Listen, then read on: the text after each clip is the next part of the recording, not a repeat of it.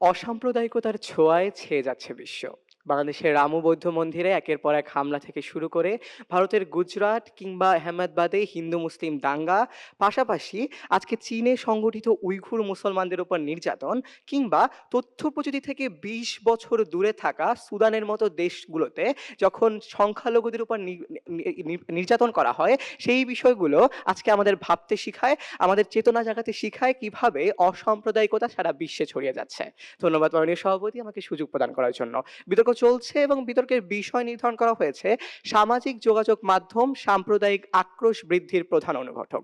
কথা রেজ ধরে বলতে চাই, তাদের পক্ষদলের প্রথম বক্তা যেভাবে বিতর্কটা শুরু করেছে যে আজকে তথ্য প্রযুক্তি সকলের কাছে সমানভাবে চলে যাচ্ছে, এই মুহূর্তে আজকে যদি আপনি বাংলাদেশের কয়েকটি ঘটনার উদাহরণ দেওয়ার মাধ্যমে বিতর্কটাকে প্রমাণ করার চেষ্টা করেন যে আসলে এই কারণেই হচ্ছে, তাহলে কখনো জিনিসটা গ্রহণযোগ্য হয় না। কেননা যখন আপনি ধরে নিচ্ছেন সারা বিশ্বে তথ্য প্রযুক্তি চলে যাচ্ছে, সেখানে সারা বিশ্বে প্রত্যেকটি ঘটনাকে আলাদা আলাদাভাবে তার পিছনে কি কারণ সেগুলোকে দেখাটা খুব বেশি পরিমাণ জরুরি। দ্বিতীয়ত, আমরা যেখানে মানবিক মর্যাদা এবং পাশাপাশি রাজনীতির উগ্রবাদী নিয়ে কথা বলছি এবং আমরা তাদের কাছ থেকে উত্তর আশা করছি যে তারা আসলে দেখাবে কেন এই সব কারণ বাদ দিয়ে তথ্য প্রযুক্তির ক্ষেত্রে বা এই সামাজিক যোগাযোগ মাধ্যম প্রধান অনুঘটক, কিন্তু আজকে তারা বিতর্কটা করছে শুধুমাত্র এই জায়গা থেকে যে তথ্য প্রযুক্তি বা সামাজিক যোগাযোগ মাধ্যম ভূমিকা রাখছে, এর পাশে যেগুলো সেগুলো ভূমিকা রাখছে না, তাদের কাছে কোনো আলাদা যুক্তি নাই কিভাবে রাখছে না রাখছে না।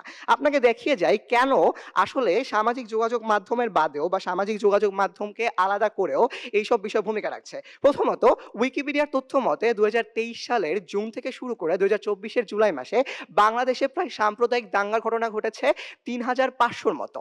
পুলিশের তথ্য মতে মাননীয় সভাপতি দেখা গিয়েছে এসব ঘটনার পিছনে মানুষের ব্যক্তিগত স্বার্থ, এক, দুই, মানুষের হচ্ছে কোনো ধরনের মানুষ বা হচ্ছে মোল্লা বা পীর মানুষের কথার দ্বারা আক্রোশগুলা বা তাদের কথার আক্রোশের মাধ্যমে তাদের মহল্লায় হামলাগুলা বেশি হচ্ছে। উদাহরণ হিসেবে বলা যায়, ধরেন আমাকে যখন আমার মসজিদ থেকে কোনো মোল্লা বলছে যে তোমার মহল্লায় হিন্দুরা এটা করেছে, আমি তখন এই আক্রোশটা নিয়ে মহল্লাগুলো হামলা চালাতে থাকি। আপনাকে একটু ভারতের দিকে নিয়ে যায় মাননীয় সভাপতি।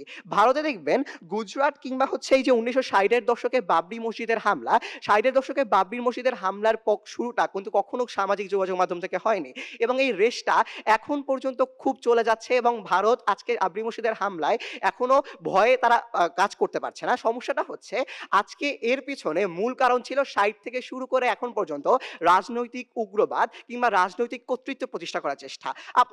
আমরা হচ্ছে ভারতের রামনবমীতে চলে যাই, যেখানে রামনবমী অনুষ্ঠানে বাংলাদেশের এই যে হিন্দু এবং মুসলিমদের মধ্যে সংঘাতটা দেখা যায়। কিভাবে দেখা যায়? যখন রমজান মাসে এই মুসলিম মানুষগুলা নিজেদের ইফতার করা শুরু করে, হিন্দু মানুষগুলা এই সময়ে তারা হচ্ছে উদ্দেশ্য প্রণোদিত ভাবে তাদেরকে হচ্ছে উস্কানিমূলক গান শোনায়, তাদেরকে উস্কানিমূলক হচ্ছে কথাবার্তা শুরু করে, যার মাধ্যমে পাথর নিক্ষেপ থেকে শুরু করে প্রত্যেক বছর বিভিন্ন ধরনের সমস্যা হয়। এর পিছনে কোনো ধরনের সামাজিক যোগাযোগ মাধ্যম ভূমিকা রাখছে না। কি ভূমিকা রাখছে?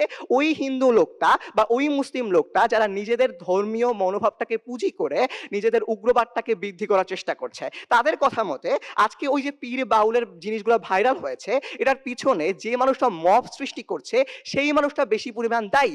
আজকে কখনো তথ্য প্রযুক্তি তারা শুধুমাত্র হাতিয়ার হিসেবে ব্যবহার করেছে। উদাহরণ হিসেবে বলা যায়, আপনি যদি ব্রেন ট্যালেন্টের ঘটনা দেখেন অস্ট্রেলিয়াতে, সেই অস্ট্রেলিয়ার ঘটনায় সে তখন তার যে ঘটনাটা সেটা লাইভ করার চেষ্টা করছিল শুধুমাত্র হচ্ছে দেখানোর জন্য যে সে এই উগ্রবাদটা করতে পারে, কিন্তু তার পিছনে তার জাতীয়তা বোধের অভাব ছিল। সে জাতীয়তা বোধের অভাব থেকে বর্ণত্ববাদকে বা হচ্ছে বর্ণবাদকে পুঁজি করে সে অস্ট্রেলিয়ার মুসলমানদের উপর হামলা করতে কার্পণ্যবোধ করেনি। এর পিছনে কখনো তাকে তথ্য প্রযুক্তি বলে দেয় নাই বা সোশ্যাল মিডিয়া বলে দেয় নাই যে তুমি বর্ণবাদ, তুমি উগ্রবাদ, তুমি এই জিনিসটা করো। তৃতীয়ত, আপনাকে একটু তথ্য প্রযুক্তি থেকে দূরে নিয়ে যাই, তারা আমাকে ফিল্টারিং সিস্টেম নিয়ে কথা বলেছে। মাননীয় সভাপতি, আমরা যদি চীনে যাই, চীনে দেখতে পাবেন তারা তথ্য প্রযুক্তিকে এমনভাবে গঠন করেছে যে সারা বিশ্বের মানুষ জিনিসটাকে একেবারে গ্রহণীয় দেখতে পায় বা উৎকৃষ্ট মনে করে। কিন্তু তথ্য প্রযুক্তির এই উৎকৃষ্টতার পরেও চীনের যে সরকার আজকে উইঘুরদের উপর নির্যাতন চালাচ্ছে, তার পিছনে তাদের রাজনৈতিক কর্তৃত্ব এবং উগ্রবাদ বা বর্ণবাদ বেশি পরিমাণ গ্রহণযোগ্য। তথ্য প্রযুক্তির মাধ্যমে আমরা জানতেই পারছি না, তারা অ্যালগোরিদমকে এমনভাবে সাজিয়েছে আমরা জানতেই পারছি না যে আজকে উইঘুর মুসলমানদের উপর কি পরিমাণ কষ্ট চাপ পড়ছে।